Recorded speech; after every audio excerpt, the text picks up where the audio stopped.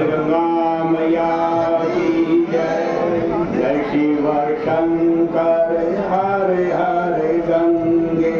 जय शिव शंकर हर हर गंगे।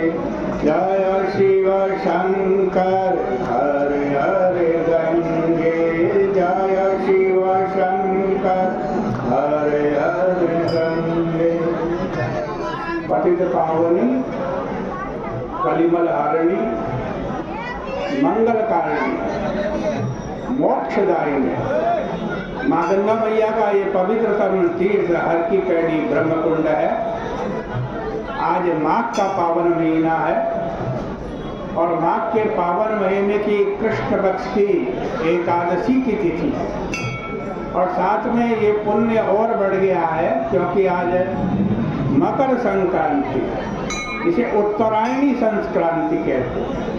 आज के दिन से ग्रह प्रवेश, त्रिदश प्रतिष्ठा, विवाह चोल व्रतबंध पूर्वम, सौम्यायने कर्म शुभम विदेवम यदगर्णितम तत्फलु दक्षिणे च। आज से उत्तरायण प्रारंभ हो गया है और सभी शुभ कर्म प्रारंभ हो गए हैं। कहाँ विवाह, यज्ञोपवीत, व्रतबंध, ये सब जितने भी शुभ कर्म है, मंदिर की प्रतिष्ठा, ग्रह प्रतिष्ठा, ये सब आज से प्रारंभ हो गए हैं। और आज की संक्रांति का नाम आपको पहले सुना दें, उसके बाद एकादशी की कथा आपके सामने कहेंगे।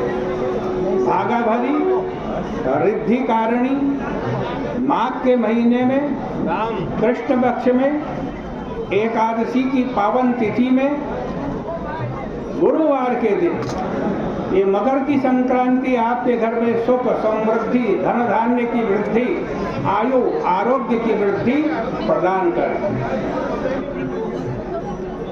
युधिष्ठिर एकादशी महात्म में भगवान से प्रश्न कर रहे हैं, हे प्रभु,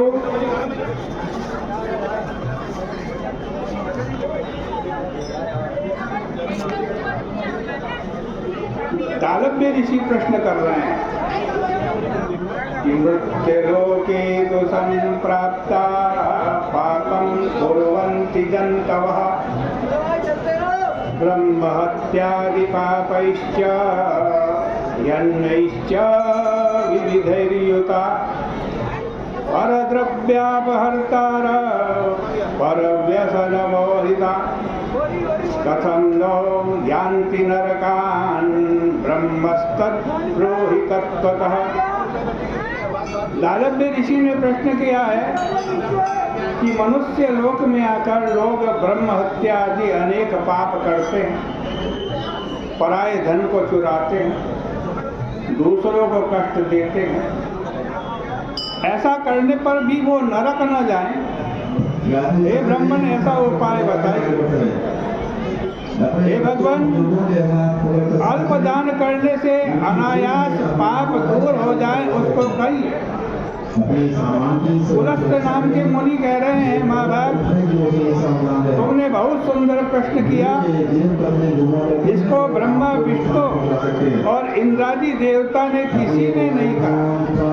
तुम्हारे पूछने पर उस गुप्त रहस्य को तुमसे कहता हूँ।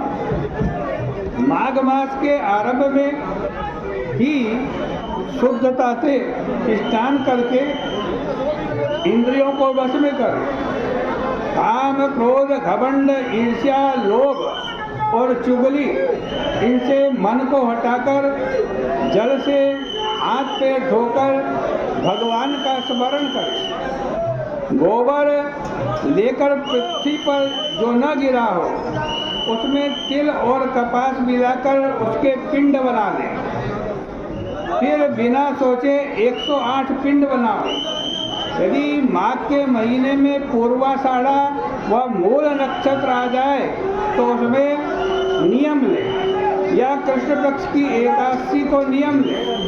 उसका पुण्य फल देने वाला विधान आज मुझसे सुनो। स्नान करके और पवित्र होकर भगवान श्री कृष्ण के नामों का कीर्तन करके एकादशी का उपवास करें, रात्रि में जागरण करें और गोबर से बने हुए 108 पिंड से हवन करें। शंख चक्र गदाधारी भगवान का पूजन करें। चंदन अगर कपूर चढ़ावे, बूरा मिला हुआ नैवेद्य चढ़ाकर बारंबार श्री कृष्ण का नाम स्मरण करें। हे ब्राह्मणों, पेठा, बिंजोरा और नारियल आदि से पूजा करें। यदि इनका अभाव हो तो सुपारी ही श्रेष्ठ है। फिर अर्घ देकर जनार्दन भगवान का पूजन करके प्रार्थना करें। प्रार्थना करते हुए मंत्र बोले, नमस्ते पुंडरीकाक्ष, नमस्ते विश्वभावना, सुब्रह्मण्य नमस्तेस्तु महापुरुष पूर्वज। हे कृष्ण, तुम दयालु हो, सब पापियों को मोक्ष देने वाले हो। हे परमेश्वर, संसार सागर में डूबे हुए जो लोग हैं उन पर आप प्रसन्न हो जाइए। हे पुंडरीकाक्ष, हे विश्वभावन, आपको नमस्कार है। हे सुब्रह्मण्य, हे महापुरुषों के भी पूर्वज, आपको नमस्कार है। हे जगतपते, मेरे दिए गए अर्घ को लक्ष्मी जी के साथ स्वीकार करें। फिर छत्र, उपानह यानी जूते और वस्त्र ब्राह्मण को देकर पूजन करें और जल से भरा हुआ कलश भी दें और कहें कि भगवान श्री कृष्ण मेरे ऊपर प्रसन्न हो। हे ब्राह्मणों, आज कहते हैं गौ और तिल पात्र अपनी शक्ति के अनुसार उत्तम ब्राह्मण को दे। हे मुने, स्नान और भोजन में सफ़ेद काले तिल उत्तम है, इसलिए यथाशक्ति ये तिल ब्राह्मणों को भी दे।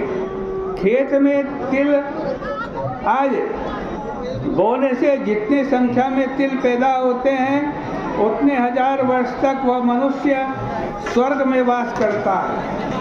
तिल से स्नान करें, तिल का उपटन लगाएं, तिल से हवन करें, तिल से तर्पण करें, तिल का भोजन करें, तिल का दान करें। ये 6 प्रकार की विधि से पापों का नाश होता है। इसीलिए इस एकादशी का नाम षटतिला एकादशी है। नारद जी कहते हैं, हे कृष्ण, हे महाभावो, भक्तजन एकादशी षटतिला एकादशी से क्या फल प्राप्त करते हैं? हे यादव, यदि आप हमारे ऊपर प्रसन्न हो तो इतिहास समेत मुझसे कहिए।